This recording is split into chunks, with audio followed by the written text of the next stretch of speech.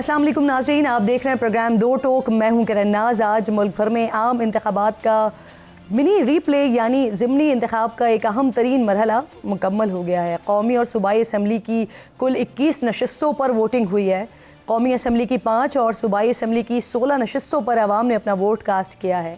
तहरीक इंसाफ अपने वोटर्स को निकालने में नाकाम नजर आई है और रिवायती अंदाज में हुकूमत में मौजूद जमात ही ज़िमनी इलेक्शन जीतती हुई नजर आ रही है। कौमी असम्बली की 5 और 17 सूबाई नशस्तों पर 191 उम्मीदवार मद्दे मुकाबिल थे। NA 132 कसूर पर अब तक के गैर हतमी और गैर सरकारी नताइज के मुताबिक नून लीग के मलिक रशीद आगे हैं। इसी तरह PP 158 लाहौर पर नून लीग के नवाज लुद्धड़ और PP 164 पर नून लीग के मोहम्मद राशिद बिनहास आगे हैं। मरियम नवाज ने PP 159 की नशिस्त पर वजारत आला का हलफ लिया और NA 119 लाहौर की नशिस्त छोड़ी, जिस पर नून लीग के अली परवेज़ मलिक आगे हैं। कौमी असम्बली जाने के बाद हमजा शहबाज की छोड़ी हुई नशिस्त यानी PP 147 लाहौर पर नून लीग के मलिक रियाज आगे हैं। इसी तरह इस्तेहकाम पाकिस्तान पार्टी के सदर अब्दुल अलीम खान के NA 117 लाहौर की नशिस्त पर हलफ उठाने के बाद खाली होने वाली PP 149 पर इस्तेहकाम पाकिस्तान पार्टी के शुएब सिद्दीकी जीत रहे हैं। काफ लीग के सालिक हुसैन के NA 64 पर हलफ उठाने के बाद खाली हुई PP 32 गुजरात पर काफ लीग के चौधरी मूसा इलाही आगे हैं।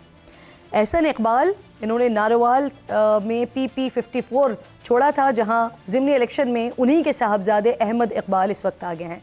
राना तनवीर हुसैन, उवैस लगारी और दीगर के कौमी असम्बली ज्वाइन करने के बाद उनकी जीती हुई सूबाई असम्बली की नशस्तें भी खाली हो गई थी। अब उन नशस्तों पर भी अब तक के जो गैर हतमी और गैर सरकारी नताइज आ रहे हैं उसके मुताबिक तो हमें नून लीग आगे नज़र आ रही है। अगर हम सिंध की तरफ जाते हैं, वहाँ की बात करते हैं, तो बिलावल भुट्टो की कमर शहदाद कोर्ट से छोड़ी गई NA 196 पर ज़िमनी इलेक्शन हुआ और अब तक के नताइज के मुताबिक पीपल्स पार्टी के खुर्शीद जुनेजो यहाँ पर आगे नजर आ रहे हैं। इसके अलावा आसिफ अली जरदारी के ओहदा सदारत संभालने के बाद उनकी छोड़ी गई NA 207 पर गुज़िश्ता दिनों उनकी साहबजादी आसिफा भुट्टो पहले ही बिला मुकाबला मुंतखब हो गई थी, जबकि PS 80 खैरपुर की नशिस्त पर भी पीपल्स पार्टी के उम्मीदवार ज़ुबैर अहमद जुनेजो गुज़िश्ता हफ्ते बिला मुकाबला मुंतखब हो गए थे। अब ज़रा खैबर पख्तूनख्वा का भी जायज़ा ले लेते हैं कि वहाँ पर क्या हालात हैं। तो कौमी और सूबाई असम्बली की दो नशस्तें उस पर ज़िमनी इलेक्शन हुआ है। NA 8 बाजोड़ और PK 22 यहाँ आम इंतखाब आज़ाद उम्मीदवार रेहान ज़ेब खान के कत्ल की वजह से मुलतवी हुआ था। इन दोनों नशस्तों पर गैर हतमी और गैर सरकारी नताइज के मुताबिक आज़ाद उम्मीदवार मुबारक ज़ेब खान आगे नज़र आ रहे हैं, जबकि अली अमीन गंडापुर के वज़ीर आला KP के मुंतखब होने के बाइस जो नशस्त खाली हुई थी यानी NA 44 डेरा इस्माइल खान, वहाँ पर उनके भाई और तहरीक इंसाफ के हिमायत याफ्ता फैसल अमीन गंडापुर आगे चल रहे हैं। PK 91 कोहाट पर 8 फरवरी को आम इंतखाब उम्मीदवार इस्मतुल्लाह खटक के इंतकाल की वजह से मुलतवी हुआ था। आज ज़िमनी इलेक्शन में इस नशस्त पर गैर हतमी और गैर सरकारी नतीजे के मुताबिक तहरीक इंसाफ के हिमायत याफ्ता दाऊद आफरीदी आगे हैं। बलूचिस्तान की भी बात करते हैं। यहाँ पर 2 सूबाई असम्बली नशस्तों पर ज़िमनी इलेक्शन हुआ है। PB 20 यानी खुजार BNP मेंगल के सरबरा अख्तर मेंगल ने NA 256 पर हलफ उठाने के बाद खाली की थी, जहां आज हुए इलेक्शन में BNP के मीर जहांजेब मेंगल आगे हैं और PB 22 लजबेला जो कि नून लीग के जाम कमाल के कौमी असम्बली की नशिस्त NA 257 अपने पास रखने पर खाली हुई थी। वहाँ पर अब तक के गैर हतमी और गैर सरकारी नतीजे के मुताबिक मुस्लिम लीग नून के ज़रीन खान मक्सी ये हमें आगे नज़र आ रहे हैं। नताइज को देख कर तो ऐसा तासुर मिलता है कि आम इंतखाबात में जिसके पार्टी के पास जो नशिस्त थी उसे ही वापस मिल गई है, लेकिन क्या इन नताइज से धांधली की बातें गलत साबित हुई हैं? ये एक बड़ा सवाल है। बहरहाल आज होने वाले ज़िमनी इंतखाब के दौरान बलूचिस्तान और पंजाब के चंद अजला में मोबाइल फ़ोन सर्विस बंद रही। इलेक्शन के नताइज आने का सिलसिला भी जारी है। आम तासुर और माजी के ट्रेंड्स हमें यही बताते हैं कि जो जमात हुकूमत बनाती है, ज़िमनी इलेक्शन भी उसी का होता है। लेकिन 2018 ज़िमनी इलेक्शंस के बाद ये रिवायत कुछ तब्दील हुई है। 2018 अक्टूबर में कौमी और सूबाई असम्बली की 35 नशस्तों पर जो ज़िमनी इलेक्शंस हुए थे उसमें से कौमी असम्बली की 11 नशस्तों में से तहरीक इंसाफ 4, नून लीग 4, काफ लीग 2 और MMA 1 नशस्त जीतने में कामयाब हुई थी। यूँ कौमी असम्बली 11 नशस्तों में से 6 पर PTI हुक्मरान इत्तेहाद फातेह रहा था, लेकिन तहरीक इंसाफ को बड़ा झटका लगा था कि वो कौमी असम्बली में इमरान खान की खाली करदा 4 नशस्तों में से 2 हार गई थी। कराची में तहरीक इंसाफ इमरान खान की खाली की गई नशस्त पर दोबारा कामयाब हुई थी, लेकिन पंजाब और KPK दोनों में नाकाम रही थी। यूँ कुल मिलाकर तहरीक इंसाफ 2018 में अपनी जीत के सिर्फ 2 महीने बाद होने वाले ज़िमनी इलेक्शंस में 3 नशस्तें हार गई थी। 2018 के आम इंतखाबात के बाद ज़िमनी इलेक्शंस एक बड़े मार्के के तौर पर सामने आया है, जब मुस्लिम लीग नून ने ज़िमनी इंतखाबात में ज़्यादातर सीट्स जीत ली थीं। अलबत्ता नाज़रीन, 2022 में इमरान खान के खिलाफ तहरीक अदम एतमाद कामयाब होने के बाद पंजाब असम्बली की 20 नशस्तों पर होने वाले ज़िमनी इंतखाबात में से तहरीक इंसाफ में से 15 सीटें तहरीक इंसाफ जीत चुकी थी। सियासी पंडितों को हैरान किया था। अब तक के जो नताइज सामने आए हैं उससे ट्रेंड यही बता रहा है कि हुकूमती इत्तेहाद को ज़िमनी इलेक्शन में बढ़तरी हासिल है। दूसरी तरफ पंजाब भर से इलेक्शन के दौरान लड़ाई झगड़ों की इत्तलात हमें आती रही हैं। नारोवाल में नून लीग का एक कारकुन डंडा लगने से जाँ बहक हुआ है, जिसका इल्ज़ाम नून लीग ने तहरीक इंसाफ पर आयद किया है। साथ ही इलेक्शन के दौरान मुख्तलिफ मकामात पर झगड़ों के बाद तहरीक इंसाफ के कारकुनान की बड़ी तादाद में गिरफ्तारियां भी रिपोर्ट हो रही हैं। लाहौर में पुलिस ने तहरीक इंसाफ के साबिक रुकने पंजाब असम्बली शब्बीर गुजर को भी गिरफ्तार कर लिया है। आज के ट्रेंड्स हमें क्या बता रहे हैं, इस पर बात करने के लिए प्रोग्राम में मेरे मौजूद में मुझे यहाँ सेनेटर अफनानुल्लाह साहब पाकिस्तान मुस्लिम लीग नून की नुमाइंदगी कर रहे हैं। स्टूडियो में मेरे साथ मौजूद हैं सेनेटर डॉक्टर हुमायूं मेहमद साहब पाकिस्तान तहरीक इंसाफ से मुझे ज्वाइन कर रहे हैं, और इसके साथ साथ तैमूर तालपुर साहब मेरे साथ मौजूद होंगे। आप तीनों मेहमानों की मैं शुक्रगुजार हूँ। सर, आप लोग यही एक्सपेक्ट कर रहे थे जो आज नतीजा आ रहा है, जिस तरह से नतीजा आ रहा है? वैसे जो अब तक गैर हतमी और गैर सरकारी नतीजा है तो उसको देखते हुए तो मुबारकबाद कबूल कर लें फिर। जी बहुत बहुत शुक्रिया आपका। बिस्मिल्लाहिर्रहमानिर्रहीम। देखें, हम लोग एक्सपेक्ट तो कर रहे थे कि एक अच्छा रिज़ल्ट हम देंगे, लेकिन क्योंकि बहुत ज़्यादा आपको पता है कि एक हवा बनाया गया था कि देखें जी मुस्लिम लीग नून तो 18 सीटें या पता नहीं 30 सीटें जीती थी, बाकी तो सारी उनको दी गई थी। आज उस हवे का जो है वो तो जनाजा निकल गया कि इस तरह की कोई बात ही नहीं। हम बल्कि मैं ये समझता हूँ कि अगर कोई धांधली किसी के खिलाफ हुई है तो हमारे खिलाफ हुई होगी।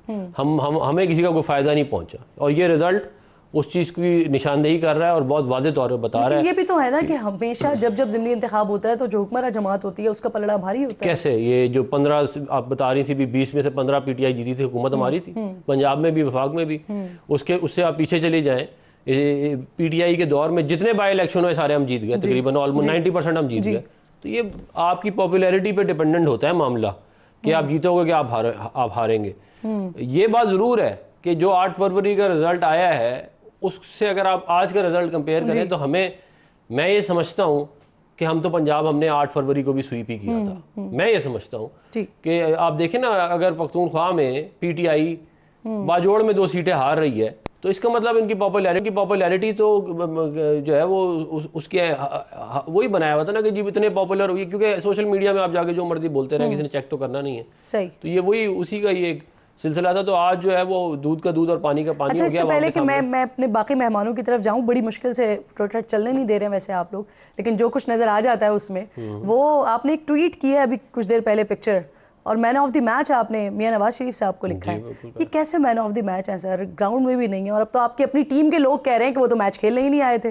नहीं, ऐसी बात नहीं है। मियां नवाज शरीफ, देखें वोट सारा मियां नवाज शरीफ साहब के नाम का है, पॉपुलैरिटी मियां नवाज शरीफ साहब के नाम की है। पार्टी को एक एक तिनका लगा के उस पार्टी को यहाँ तक लेके आने वाले मियां मोहम्मद नवाज शरीफ साहब हैं, और वो ठीक है इतना सामने नहीं है, लेकिन पीछे से सारे मामलात वो खुद देखते हैं और वो खुद चला रहे हैं, और वो हमारा बहुत बड़ा असासा है इस मुल्क का, बल्कि बहुत बड़ा असासा है। सही। हुमायूं मेमन साहब बहुत शुक्रिया। अस्सलाम वालेकुम सर, आप लोग इल्ज़ाम लगाते रहे कि आम इंतखाबात में धांधली हुई, फॉर्म 47 भी आप लोग कहते रहे कि हमारे पास मौजूद है, ये फॉर्म 47 और फॉर्म 47 का 47 का भी झगड़ा चलता रहा। ज़िमनी इलेक्शन का नतीजा आ रहा है सर सामने, अभी तक जो कुछ दिखाई दे रहा है उसमें मुस्लिम लीग नून लीड करती हुई नज़र आ रही है। KPK में तो आपकी हुकूमत है सर, आपके जो हिमायत याफ्ता उम्मीदवार हैं वहाँ पर वो नज़र आ रहे हैं। तो अब तक जो नतीजा सामने आया है उस पर आप समझते हैं कि जो आम इंतखाबात पर एक बहुत बड़ा क्वेश्चन मार्क लगा हुआ है और सबसे ज़्यादा वो आप लोगों ने लगाया हुआ है, वो कुछ धुंधला होगा, वो सवालात कुछ मुंदबिल होंगे? बिस्मिल्लाहिर्रहमानिर्रहीम, इय्याका नअबुदु व इय्याका नस्तईन। देखिए इस तरह है कि अगर आप देख लें, जो 8 फरवरी को जिस तरीके से उस वक्त जो केयर टेकर गवर्नमेंट थी जिन्होंने इनको टेक केयर किया था, जिस तरीके से PTI की खाली फर्स्ट लीडरशिप के अलावा हर एक जगह पे जो पार्टी जहाँ भी कॉर्नर मीटिंग या किसी किस्म की मीटिंग करती थी वो पकड़े जाते थे। इस दफ़ा भी उसी तरह ही हुआ है। आप ज़रा जाए ना, ये पिछले एक हफ़्ते का वो जाके देखिए कितनी जगहों पे पाकिस्तान तहरीक इंसाफ के वर्कर्स को, उनकी जो लोकल लीडरशिप है उनको उन्होंने जेलों में डाला है। कितनी जगहों पे ऐसा हुआ है कि उनको जहाँ पे भी वो जाते थे वो कर लिया। तो बिल्कुल उसी तरीके से कर रहे थे। फिर मुझे एक बात बताएं, जब आप इलेक्शंस कर रहे हैं, लेकिन मेरा सवाल कल भी यही था और आज भी यही है सर। 2000 इसी साल के जो 8 फरवरी का इलेक्शन हुआ था, उसमें अगर आपको कैंपेन करने की इजाज़त नहीं मिल रही थी तो आप लोगों ने डिजिटली कैंपेन अपनी बहुत ज़बरदस्त चलाई थी, सब उसके मुतरिफ थे। लेकिन इस बार आप लोग उस तरह से चार्ज दिखाई नहीं दिए। अगर आपको दूसरी तरफ इजाज़त नहीं मिल रही थी तो डिजिटल मीडिया पर भी कुछ भी नहीं था, सोशल मीडिया पर भी कुछ नहीं था। नहीं, अब उस बिल्कुल हो रहा था, ठीक है, उस जोर शोर से नहीं हो रहा था, लेकिन हो रहा था और उसका काफ़ी था। अच्छा, फिर ये जो इलेक्शन से पहले आपको पता है कि अभी उमर अयूब को और शिबली फराज को उन लोगों ने गुजरात नहीं जाने दिया, उनको वहाँ रोक लिया। कितनी जगहों पे पुलिस वालों ने इसी लिहाज से ये सारी चीज़ें की हैं। उसका इम्पैक्ट आता है, सब कुछ होता है। ज़िमनी इंतखाबात के अपने वो होते हैं, प्लस जिस तरीके से मैनिपुलेशन। अच्छा, ये भी सुनने में आया, मुझे या अभी याद नहीं आ रहा वो कौन सा हल्का था जहाँ पे वो जो प्रिजाइडिंग ऑफिसर और आरओ थे वो फॉर्म 45 पहले से ही दस्तखत किए थे, उनको पकड़ा गया था। अब ये एक जगह पकड़े गए थे, बाकी जगहों पे हमें पता नहीं है। हमने तो ये सुनने में आया था, और एक जगह नहीं 5-6 जगहों से ये सुनने में आया था कि जो जितने भी प्रिसाइडिंग ऑफिसर्स थे और जितने भी रिटर्निंग ऑफिसर्स थे उनको बुलाया गया था एक जगह पे कि भाई आप आ जाओ, और कहा था ये पहले से इस जगह पे साइन कर दो। उनमें से बाज़ ने साइन किए, बाज़ ने इनकार किया। जिन्होंने इनकार किया उनको उन लोगों ने अच्छा खासा हाशर किया, उसके बाद ने साइन कर दिया। तो बहुत सारी चीजें हैं जो है। लेकिन हैविंग सेड दैट थिंग, देखिए बात ये है, let me just allow me, ठीक है, इररिस्पेक्टिव ऑफ दैट, इस इन इलेक्शंस के किसने किया है ये हुकूमत ने किया है। हुकूमत ने बुलाकर आरओ से कहा है कि आपने ये रिजल्ट बनाने पहले से उनसे साइन लिए जा रहे थे, हुआ कहाँ है? जी बिल्कुल। अच्छा, अब मैं आपको एक बात बता, देखिए बात ये हो जाती है irrespective of the outcome of this ये ज़िमनी इंतखाब, इसका फ़र्क नहीं पड़ेगा किसी भी जगह पे, गवर्नमेंट के ऊपर फ़र्क नहीं पड़ेगा, या इधर या उधर दूसरी तरफ, चाहे वो केपी हो, चाहे वो पंजाब हो, चाहे सिंध हो, कहीं फ़र्क नहीं पड़ेगा। It was just more of a symbolic thing. तो उस चीज़ के मकबूलियत के बयानी पर भी फर्क पड़ेगा। मैं आपको बता देता हूँ, देखिए आप हमेशा, एक मिनट है जाए, आप लोग हमेशा 2018 के साथ करते हैं। 2018 में एक दो बंदों के अलावा बाकी सारी तो इनकी क़यादत बाहर थी। यहाँ पे मुझे बात है, पंजाब की कौन सी क़यादत बाहर है? सारी की सारी क़यादत आप लोगों ने जेल में डाल के रखी हुई है। आप उनमें से हर एक को आपने किया हुआ है, और बाकी लोगों को आप बाहर निकलने नहीं देते। किसी के ऊपर बेल, वो उसका क्या नाम है, अरेस्ट के चांसेस है, कोई ये कोई उधर है। तो आप किस चीज़ की कंपेन, आप किस तरीके से कर रहे हैं? बिल्कुल इस तरह हो रहा है जैसे एक 26 साल का प्लेयर एक 3 साल के बच्चे के साथ वो गेम खेल रहा है, ये 3 साल के बच्चे के साथ कर रहा है। ये तो बिल्कुल इसी तरीके से आप जरा देखें, बड़ा फर्क पड़ता है, बड़ा फर्क पड़ता है आपकी पूरी लीडरशिप अंदर हो। कहते रहे कि अभी जो 8 फरवरी का इलेक्शन हुआ ये धांधली ज़्यादा इलेक्शन थे, लेकिन फिर आज जो नतीजा आ रहा है वो आप उसे तस्लीम कर रहे हैं, और फिर इससे सर आपको आपके बयान ज़मीन आसमान का फर्क है, और मकबूलियत की बात ज़मीन आसमान का फर्क है, ज़मीन आसमान का फ़र्क है। ज़मीन, आपने ये बताया 8 फरवरी को कि आप लोग जितने मर्जी निकलो, जो मर्जी करो, हम लोग, हमारी मर्जी है हम किसके नाम के वोट गिने, किसके नाम के वोट ना गिने, किस तरीके से गिने, किस तरीके से ना गिने। ये वही बात है जो हमेशा से पाकिस्तान में होता रहा है कि आप लोगों को डिसएनफ्रेंचाइज करते हो, आप उनको डिस्करेज करते हो, वो बाहर आके, सॉरी, इसीलिए फिर आज आपका वोटर नहीं निकला।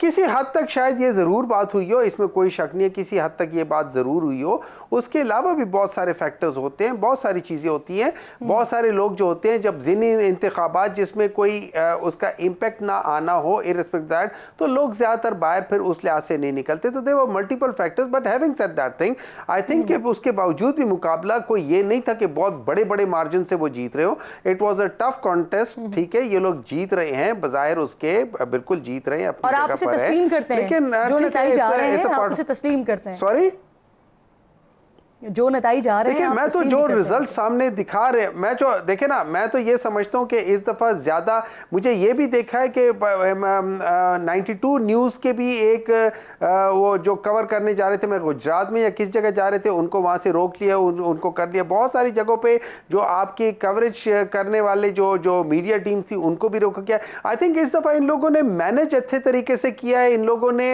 वही रिजल्ट शुरू से ही वो करना शुरू कर दिए थे। इनको पता था कि वो होगा सारा कुछ, मतलब ये एक्सपेक्ट कर रहे थे। लास्ट टाइम ये एक्सपेक्ट नहीं कर रहे थे, तो इनसे मैनेज नहीं हुआ। इस दफा जब एक्सपेक्ट कर रहे थे तो probably they have managed little bit better और अपने लिहाज से बेहतर किया। मैं तो ये समझता हूँ, मैं अब भी ये समझता हूँ चलें कि फिर अगर आप रियल किसी रियलिटी चीज पे की होती तो किसी शायद चीज का क्रेडिट तो देना फिर हुकूमत को।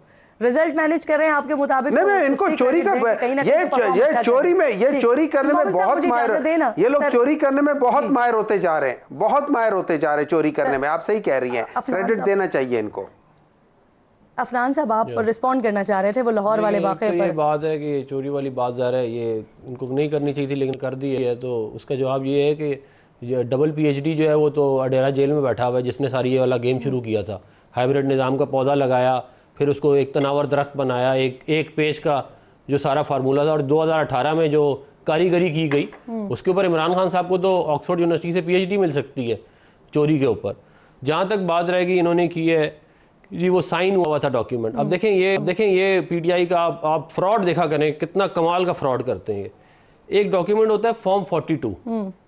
फॉर्म 42 का डॉक्यूमेंट ये कहता है कि जो मेरे पोलिंग एजेंट, अगर मैं खड़ा हूँ तो जो हमारे पोलिंग एजेंट होंगे ना, मैं नॉमिनेट कर दूंगा, ज़रा जो भी खड़ा हुआ होगा, तो वो जाके प्रिजाइडिंग ऑफिसर को थंब इम्प्रेशन, ID कार्ड और अपना वो सारा कुछ साइन करता है। इन्होंने वो फॉर्म 42 वाला डॉक्यूमेंट उठाया और कुछ इनके अकाउंटों ने उसको पोस्ट करना शुरू कर दिया कि देखें जी फॉर्म 45 पहले ही साइन करा लिया। हालांकि उस डॉक्यूमेंट के ऊपर लिखा हुआ है फॉर्म 42। और ये आप देखें, पूरी PTI आज आप जिस मर्जी टॉक शो को उठा ले, सारे ये कहानी सुना रहे होंगे। हालांकि ये है चोरी, ये है ये फ्रॉड जिसकी वजह से ये मुल्क यहाँ तक पहुंचा है। फिर ये कह रहे थे कि जी इनकी क़यादत जो है वो अंदर है। तो आपने 9 मई वाला कारनामा हमने तो नहीं किया था ना। तो जिन्होंने 9 मई का कारनामा अंजाम दिया वो अंदर ही होंगे, वो उनको फूल बनाए उनका, और क्या इलाज किया जाए। जो आप करेंगे उसका आप ही भुगतेंगे ना, मैं तो नहीं भुगतूंगा। तो ये और फिर इनका एक बयानिया और भी था, वो आज वो भी उड़ गया कि जी फॉर्म 47 वाले हम हैं, फॉर्म 45 वाले ये हैं। अभी तो फॉर्म 47 आया कोई नहीं है, अभी तो फॉर्म 45 पे सारी गेम है। मुझे बताएं कि क्या सामान्य आप लोगों ने रिजल्ट नहीं निकाला? आप लोगों ने क्या हमारे फेवर में रिजल्ट निकाला? जो आपके लोग थे वहां से वो उन्होंने फॉर्म 45 का रिजल्ट लिया है ना। तो ये पूरे मुल्क में तमाम मीडिया चैनल्स जो हैं उन्होंने सबने रिजल्ट को कोलेट किया और उसके बाद वो शो कर दिया। अब ये हार गए, अब ये रो रहे हैं, अब ये है सारी आज तो तस्लीम कर रहे हैं ना। तैमूर साहब, बहुत शुक्रिया, अस्सलाम वालेकुम। सर, सबसे पहले तो डिस्कशन वैसे काफ़ी आगे बढ़ चुकी है, लेकिन आप इस पर अपना कमेंट ज़रूर कर दीजिए कि हुक्मरान जमात पाकिस्तान मुस्लिम लीग नून स्पेशली ये पंजाब में हमें लीड करती हुई दिखाई दे रही है, ऑलमोस्ट क्लीन स्वीप करती हुई नज़र आ रही है। सन में आपकी पोजीशन भी जहाँ जहाँ आप लोगों ने नशिस्त छोड़ी थी वहाँ ऑलमोस्ट बिला मुकाबला मुंतखब हुए हैं। तो सर, क्या मैजिक हुआ है? ये पुराने वाले ट्रेंड्स दोबारा बहाल हुए हैं? ये क्या हुआ है कि आप लोगों ने ना कोई कैंपेन की, ना कुछ हो रहा है? शायद ही लोगों को मालूम था कि ज़िमनी इलेक्शन हो रहा है, लेकिन रिजल्ट्स आप लोगों के हक में आ रहे हैं। पाकिस्तान पीपल्स पार्टी का जो सूबा है, सिंध का सूबा, उसमें यहाँ हमारा पीपल्स पार्टी का गढ़ है। ऑफ कोर्स ये अंडरस्टूड बात थी, जो सीटें पहले पाकिस्तान पीपल्स पार्टी ने जीती हैं तो फिर से हमें ही जीतनी थी। क्लियर कट हमारी मेजॉरिटी। मोहम्मद साहब, मुझे ये फरमाइए सर, नारोवाल में नून लीग और तहरीक इंसाफ के दरमियान एक लीग की कारकुन की मौत हुई है। नून लीग की तरफ से ये इल्ज़ाम आ रहा है सामने कि PTI के कारकुनान की वजह से ये हादसा या ये वाक़या रूनुमा हुआ है। क्या आप लोगों ने कोई मालूमात ली है इस हवाले से? हुआ क्या है ये वाक़या? नहीं जी, मुझे इसके डिटेल नहीं पता। इट्स वेरी अनफॉर्चुनेट और बड़े अफसोस की बात है। अल्लाह ताला मतलब उनकी मग़फ़रत करे। उनकी डेथ हो गई है तो अल्लाह ताला उनकी मग़फ़रत करे, उनको ऊंचा दर्जा दे। इट्स वेरी अनफॉर्चुनेट कि हम लोगों के इलेक्शंस जो हो जाते हैं वो इस हद तक उनके अंदर चीज़ें एक्सट्रीम पे चली जाती हैं कि चीज़ें हो जाती हैं। ठीक है, that's very unfortunate. So I really condemn something like that. इस तरह होना नहीं चाहिए। ठीक है, इलेक्शंस हो ना हो वो अपनी जगह है, लेकिन उसमें ये चीज़ें नहीं होनी चाहिए। अब हैविंग सेड दैट थिंग, ठीक है,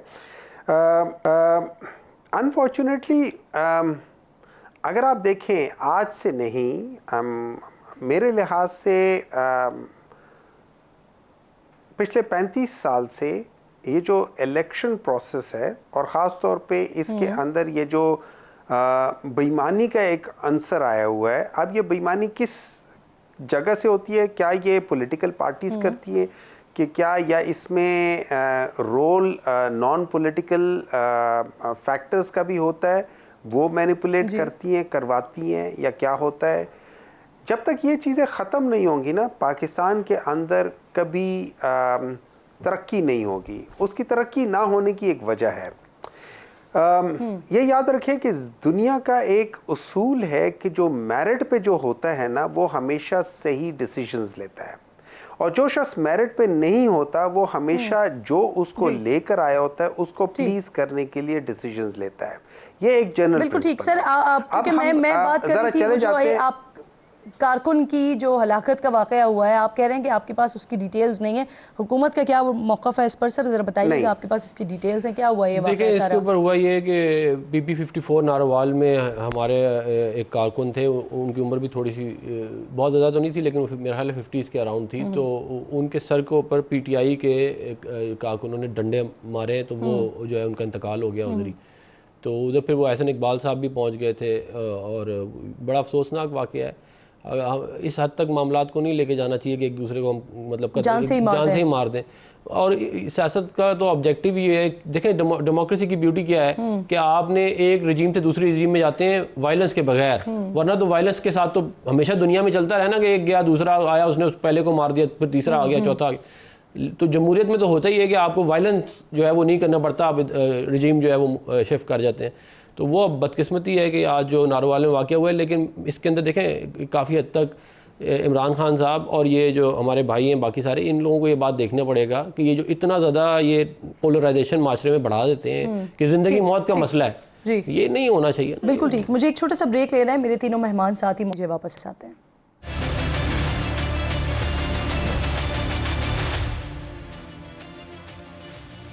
प्रोग्राम में एक बार फिर जी आपको खुशामदीद कहती हूँ। गुफ्तगू चल रही है, मेरे तीनों पैनलिस्ट मेहमान मेरे साथ मौजूद हैं। अफनानुल्लाह साहब मौजूद हैं, तैमूर तालपुर साहब हैं, सेनेटर मोहम्मद साहब मौजूद हैं। तैमूर साहब ज़रा ये फरमाइएगा, इरफान सिद्दीकी साहब के हवाले से मैं आपसे बात करना चाह रही हूँ।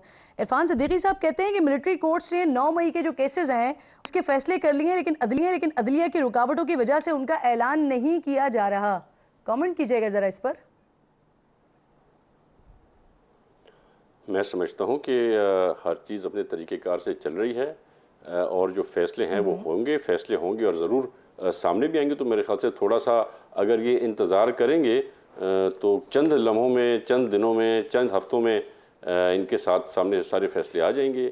जो इनको जल्दी है, जो इनको बहुत ज़्यादा बेचैनी है कि किसी तरह से इमरान नियाज़ी जो इस मुल्क का सारा पैसा हड़प करके जेल के अंदर बैठा हुआ है, उसको बाहर लाने की ज़रूरत है कुछ ज़्यादा इनको। तो मेरे ख्याल से इनको इंतज़ार करना पड़ेगा, क्योंकि अभी बड़े केसेस इनके चल रहे हैं, बड़े केसेस इनके खुलने हैं, और बहुत सी नई नई चीज़ें इनकी करप्शन की सामने आई हैं। तो he will have to wait, और there is no fast track. ये फास्ट ट्रैक में नहीं होता। सदर आसिफ अली जरदारी साहब ने 12-13 साल अपनी ज़िंदगी के जेल में गुजारे थे। इसी तरह से पाकिस्तान की पीपल्स पार्टी के बाकी कारकुनान ने भी सालों के साल जेल में गुजारे हैं। कुछ थोड़ा सा जितना अरसा आसिफ जरदारी साहब जेल में, उसका आधा तो ज़रा इमरान नियाज़ी साहब मेरे ख्याल से जी के देखें। बड़ा एक्सपीरियंस भी वहाँ पे होता है, और वैसे भी वहाँ पर तो आपने देखा है खुली मस्ती चल रही है। गवर्नमेंट का पैसा किस तरह से बहाया जा रहा है, लाखों रुपए महीने का खर्चा है। खान साहब की जो फरमाइशें हैं, देसी मुर्गियाँ, देसी अंडे, देसी घी, देसी पराठे, तो ये फरमाइशें पूरे होते होते मेरे ख्याल से बहुत ही ज़्यादा खर्चा इस हुकूमत का किया जा रहा है। इन हालात में मेरे ख्याल से उनको कंट्रोल और करना चाहिए ज़रा। जिस तरह से बाकी कैदी रहे थे, जिस तरह से सदर जरदारी को रहा था, जब मिनरल वाटर का पानी पीने के लिए मना कर देते थे कि बॉइल्ड वाटर पियो, तो वो सारा इनके साथ हो तो ज़रा इनको पता चले कि कैसी सियासत में जब इस तरह की हरकतें होती हैं तो क्या उसकी रिपरकशंस होती है। जब आप करप्शन करते हैं, इस मुल्क की इकॉनमी के साथ ज़्यादतियाँ करते हैं, इस मुल्क के इदारों के साथ आप ज़्यादतियाँ करते हैं, तो किस तरह का आपके साथ होना चाहिए। मेरे ख्याल से ये बहुत ही बड़ी ज़्यादती है। आप कह रहे हैं थोड़ा इंतजार करें। इससे पहले कि मैं हुकूमत का मौक़िफ़ इस पर शामिल करूँ सर, सर डिटेल्स ऑब्वियसली अफरान के पास होंगी, लेकिन उससे पहले मैं चाह रही हूँ आप ज़रा बताइएगा, आप लोगों की तरफ से तो ये इल्ज़ाम आयद किया गया कि हसन न्याजी जो कि मिलिट्री तहवील में थे उनको अगवा कर दिया गया, उनको गायब कर दिया गया। इरफान सिद्दीकी साहब कह रहे हैं कि फ़ौज ने 9 मई के हवाले से जो फैसले हैं वो निपटा दिए हैं, लेकिन जो अदालती फैसला है उसकी रुकावट की वजह से अभी तक सुनाए नहीं जा रहे हैं। तो इसका मतलब ये कि हसन न्याजी के केस का फैसला तो निपटा दिया गया होगा, सुना दिया गया होगा, तो ऐसे में तहरीक इंसाफ के पास क्या सबूत है, या फिर महज इल्ज़ाम लगाया जा रहा है या था? आप मुझसे पूछ रही हैं? जी आपसे पूछ रही हूँ। अच्छा सॉरी, मैं मुझे समझ नहीं आई थी। अच्छा देखिए, इस तरह ये है कि ईद ये इलेक्शन से 3-4-5 दिन पहले की बात है, या 3-4 दिन पहले की बात इस तरह है। जब रिलेटिव्स मिलने जाते हैं तो ये दोनों हसन न्याजी और जो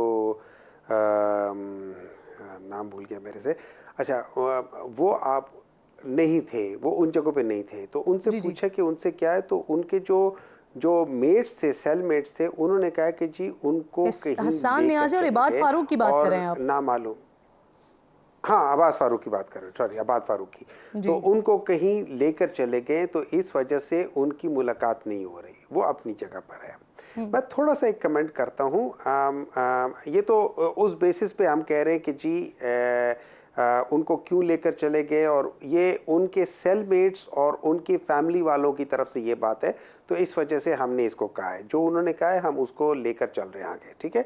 अब बात आ जाती है, थोड़ी सी बात हुई थी अभी, हमारे भाई ने बात बताई थी कि आसिफ अली जरदारी साहब ने 10 साल जेल में गुजारा है, बिल्कुल उनके ऊपर केसेस मियां नवाज शरीफ साहब ने किए थे, और लेकिन ज़िया शाहिद साहब मेरे ख्याल में एक बड़े अच्छे जर्नलिस्ट थे, उन्होंने एक किस्सा अपना सुनाया था कि जब वो आसिफ अली जरदारी साहब से मिलने गए थे जब ये जेल में थे, और उन्होंने किस्सा ये सुनाया था, जब मैं गया था तो पता चला था कि वो जेल में नहीं है, वो हॉस्पिटल में है। कहते जब मैं हॉस्पिटल में गया तो पता चला कि वो हॉस्पिटल में भी नहीं है, अक्रॉस द रोड एक बहुत बड़ी कोठी है और वो उधर हैं। और फिर उन्होंने उसमें ये भी बताया था, चंद नाम लेकर बताए थे कि कौन कौन लोग उनसे मिलने आए हुए थे या आई हुई थी, उन्होंने वो पूरा एक किस्सा बयान किया हुआ है, तो कभी पढ़ लेना तो पता चल जाएगा कि कौन जेल में किस तरह के जेल में रहा है, ठीक है। रही बात ये इमरान खान की बात करते हैं, जब आप प्लस माइनस करते वो कहते हैं ना, एक तो नालायक बहुत है, ऊपर से ये मेहनत भी नहीं करते कि अपने आप को ठीक कर लें।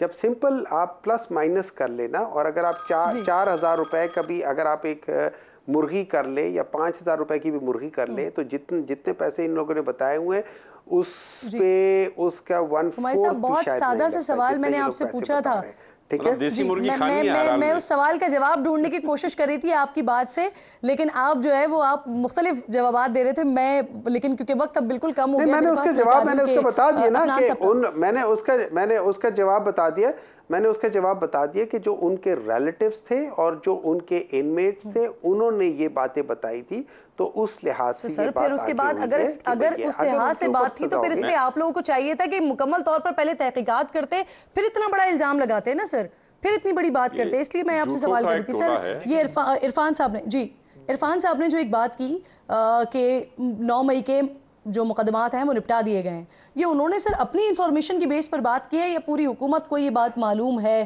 कि 9 मई के मामलात निपटा दिए गए हैं, सिर्फ और सिर्फ अदालत का जो फैसला है वो रुकावट बना हुआ है इस वक्त?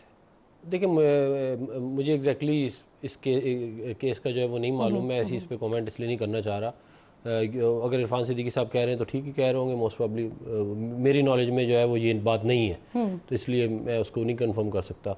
जहाँ तक बात हो गई जेल की, ये जो भी बात कर रहे हैं जरदारी साहब की, आप किसी को कोठी में भी 12-13 साल के लिए पाबंद सलासल कर देना वो बड़ा मुश्किल होता है, ये कहना बड़ा आसान है, 12-13 साल एक जगह गुजारना बहुत मुश्किल काम होता है। वैसे तो वो कोठी में मतलब इस तरह की बातें बहुत सारे लोग करते हैं, लेकिन होती तो एंड में जेल ही है, के लिए भी मुश्किल है सर, बहुत मुश्किल है। मैं देखें, मैं ये समझता हूँ कि ये जो निज़ाम है ना कि वज़ीर आज़म है और फिर आप जेल में हैं, ये होना ही नहीं चाहिए।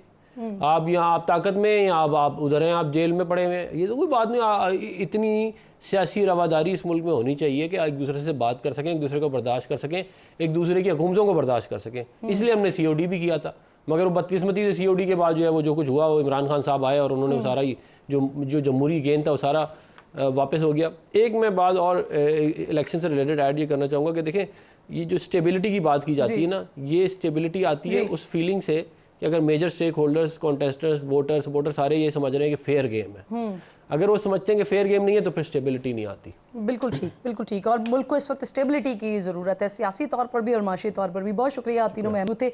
एक छोटा सा ब्रेक लीजिए नाज़रीन, ब्रेक के बाद वापस आते हैं। तो पेट्रोल प्राइजेस के हवाले से कुछ हुकूमत फैसले कर रही है या सोच रही है, इस पर बात करते हैं।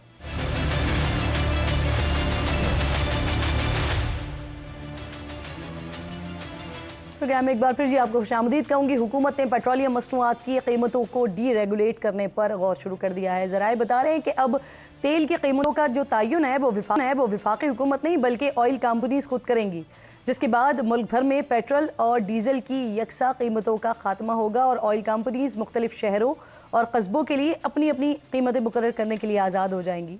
पेट्रोलियम डिवीज़न ने ओगरा को हिदायत की है कि वो 3 रोज़ में इस हवाले से एक प्रेजेंटेशन पेश करे। क्या पाकिस्तानी हुकूमत इंडियन मॉडल अपनाने जा रही है? क्योंकि इंडिया भी इसी मॉडल पर काम कर रहा है। 2014 से पहले भारत में पेट्रोलियम मसनूआत की कीमतों का तयन भारतीय हुकूमत ही किया करती थी।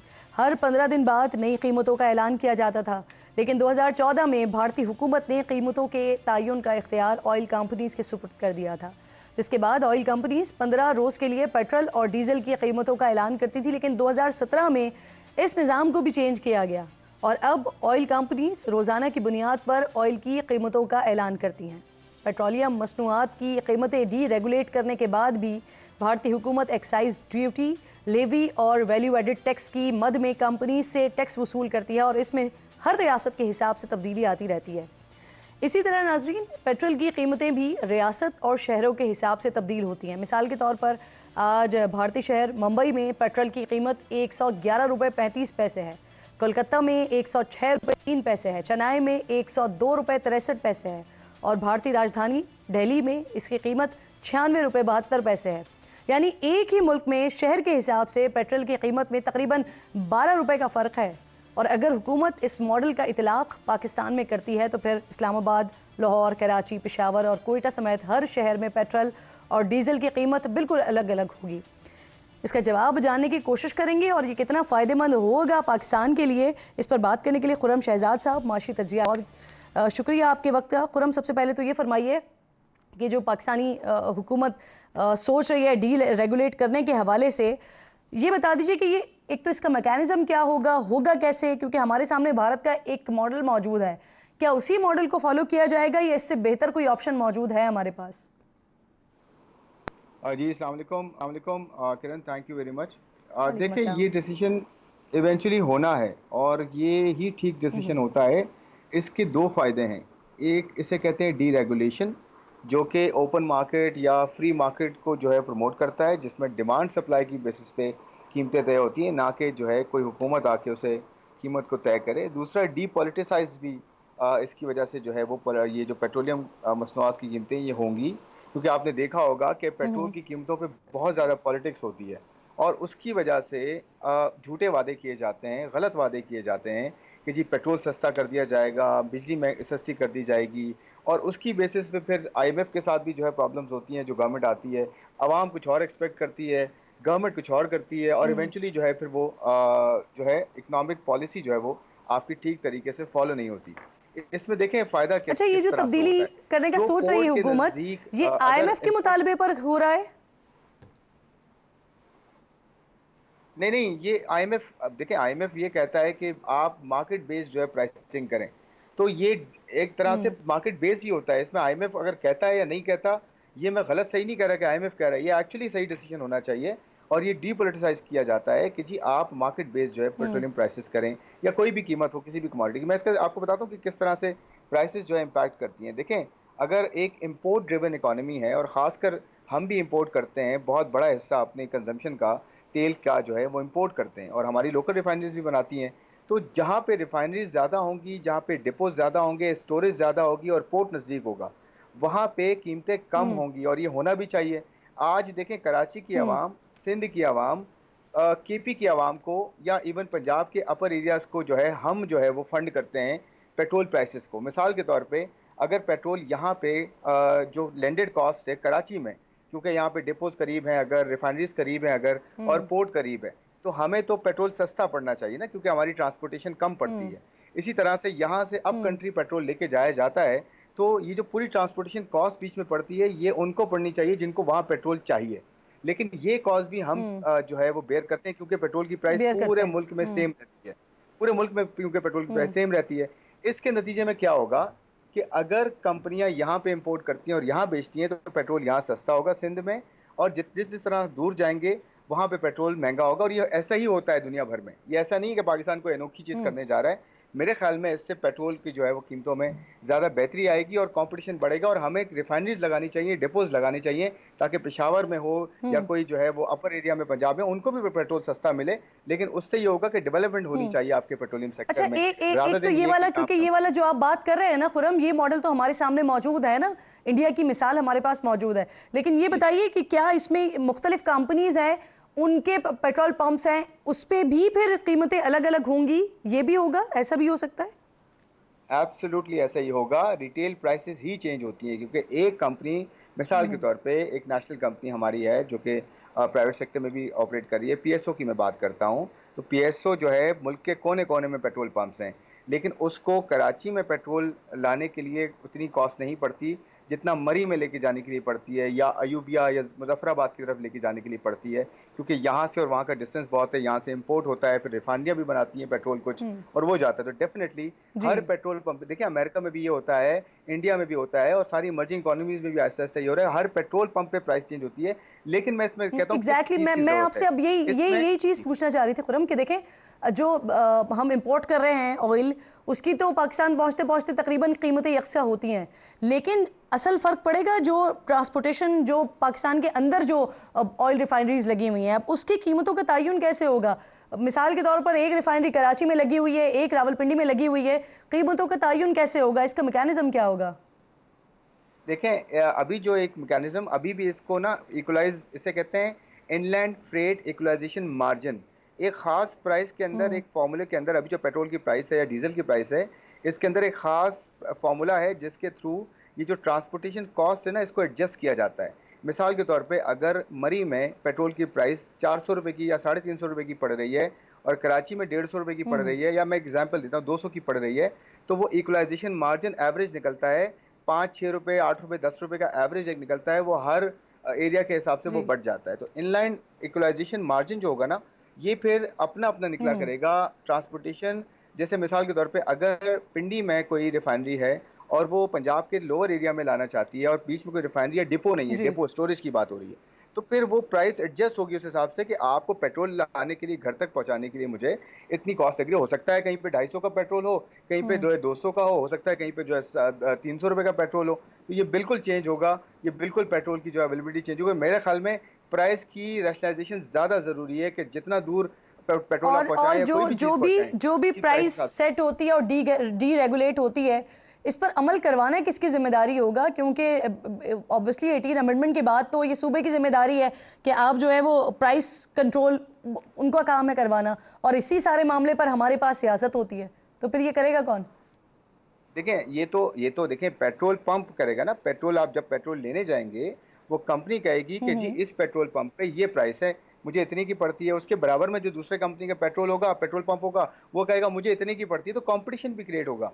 कंपटीशन क्रिएट होने की वजह से प्राइस रैशनलाइज हो जाएगी। तो ये सेट पेट्रोल पंप किया करेंगे, या जो डिपोज होते हैं, जो कंपनियां होती हैं या डिस्ट्रीब्यूटर्स होते हैं, एक मुख्तसर अगर इसका जवाब दे दीजिएगा, सिर्फ एक मुख्तसर सवाल। देखिए, पेट्रोल प्राइसेस हमारे पास बढ़ती हैं तो ऑब्वियसली उसका असर फिर दीगर कमोडिटीज पर भी होता है, फिर वो इन्फ्लेशन उसकी वजह से आती है। तो आप कह रहे हैं कि ये रोजाना की बुनियाद पर अप डाउन हो रहा होगा पेट्रोल प्राइस, तो क्या रोजाना की बुनियाद पर महंगाई की शरह कभी ऊपर कभी नीचे हो रही होगी, या फिर अगर ये डीरेगुलेट करते हैं तो इससे मामला अलग हो जाएगा? होगा क्या?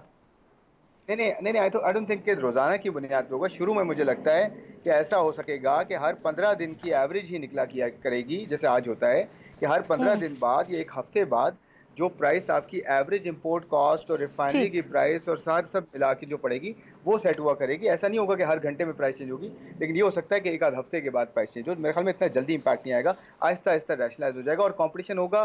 किरण, मुझे लगता है ये, देखिए मैं जो कहना चाह रहा हूँ वो ये कि गवर्नमेंट को एक चीज़ इंश्योर करनी चाहिए कि कोई मैल प्रैक्टिस ना हो रही हो। कोई गलत ट्रांसपेरेंसी हो, डॉक्यूमेंटेशन हो, सही से पेट्रोल अगर इंपोर्ट हो रहा है या रिफाइनरी से आ बहुत रहा बहुत है, शुक्रिया, इनकी बहुत सही बहुत शुक्रिया ट्रांसपेरेंसी हो आपका तो प्राइस खुरम सही है। शहजाद। प्रोग्राम में आप मेरे साथ मौजूद थे और ऑब्वियसली पहले से पाकिस्तानी अवाम को बहुत ज़्यादा जानने की ज़रूरत होती है, बहुत ज़्यादा उनकी ख्वाहिश होती है कि हमें मालूम हो जाए कि अब आगे हुकूमत हमारे लिए क्या करने जा रही है। प्रोग्राम के आखिर में नाज़रीन बात करते हैं, बच्चों को कत्ल करो, ख़वातीन को मारो, नौजवान को काट दो, जो बच जाएं उन्हें उम्र भर के लिए माजूर बना दो, मस्जिदें, अस्पताल, किसी भी जगह को नहीं छोड़ो, हस्ती बस्ती बस्तियों को कब्रिस्तान में तब्दील करो और बदले में इंसानियत के नाम नहाद आलमी चैम्पियन अमेरिका से इनाम पाओ।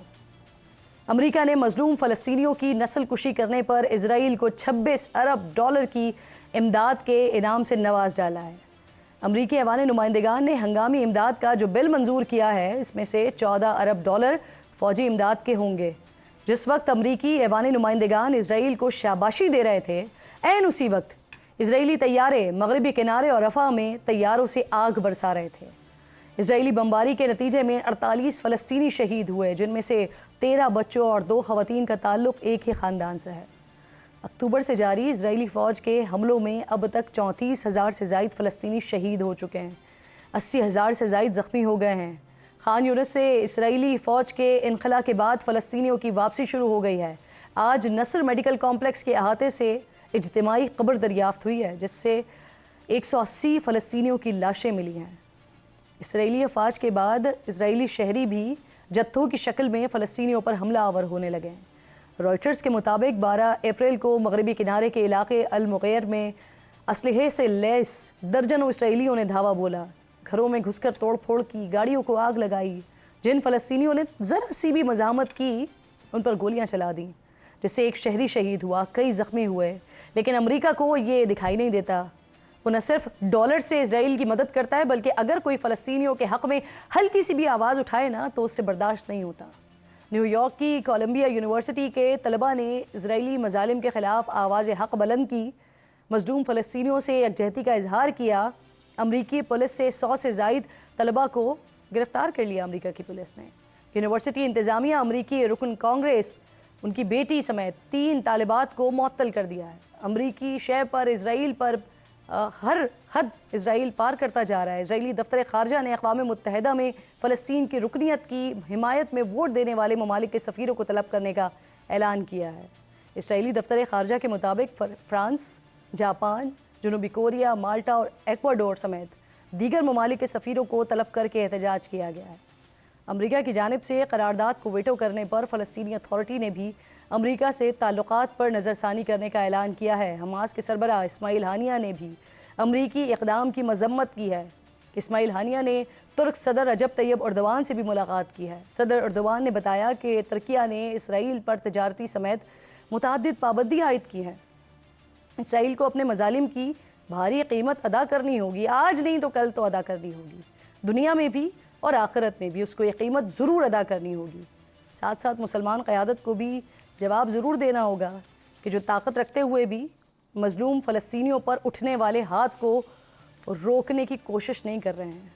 प्रोग्राम का वक्त ख़त्म हो गया। इंशाअल्लाह जिनसे मुलाकात होगी। अपना और अपने मुल्क का ख्याल रखिए और फ़लस्तीन को दुआओं में ही याद रखिए।